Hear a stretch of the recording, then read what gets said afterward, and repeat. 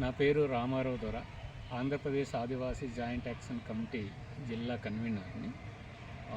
ఈరోజు Paderu EMRS English Eklavya పాఠశాలకు సంబంధించిన ఒక బాలికపై అత్యాచార ఘటన జరిగినటువంటి దానికోసం ఈరోజు ఎంక్వైరీ ఆఫీసర్గా వచ్చిన పాడేరు డీడీ గారిని ఎంక్వైరీ ఆఫీసర్గా వచ్చారు. ఆఫీసర్ ముందు మా యొక్క ఉద్దేశం చెప్పాలని చెప్పేసి రావడం. ఇక్కడ చూస్తే ఖచ్చితంగా అది ఘటన వాస్తవంగానే జరిగినటువంటిది రుజువు అవుతుంది. దాంట్లో ప్రధానంగా ఇక్కడ పాఠశాల యాజమాన్యం పక్కగా 100% వాళ్ళు పరిపాలన విధంగా అడ్మినిస్ట్రేషన్ లోపం అనేది కనపడింది.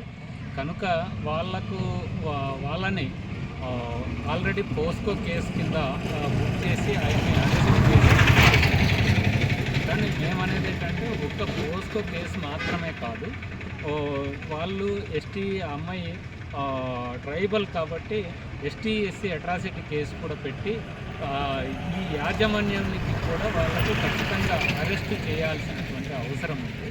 ఎందుకంటే ఒక కేంద్ర ప్రభుత్వం ఆధ్వర్యంలో ఒక ప్రెస్టేజ్గా నడుస్తున్నటువంటి ఒక ఇన్స్టిట్యూషన్,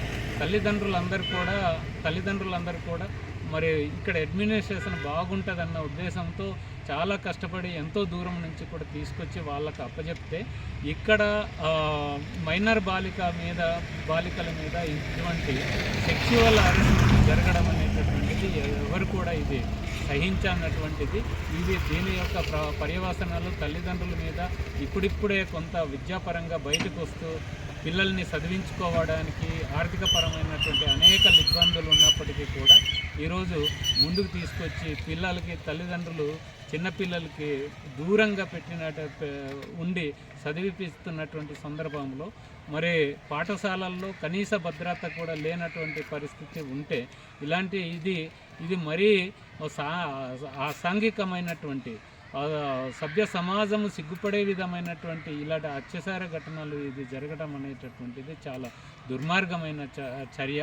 మేము వాళ్ళు ఒక బాధితుడి మీదే కాదు, నెగ్లిజెన్స్గా ఉన్నటువంటి విచ్చలవిడిగా వదిలేస్తున్నటువంటి ప్రిన్సిపాల్ మీద, అలాగే సంబంధిత బాధితులందరి మీద తీవ్రమైనటువంటి శిక్ష ఉండాలని చెప్పేసి మేము డిమాండ్ చేస్తాం.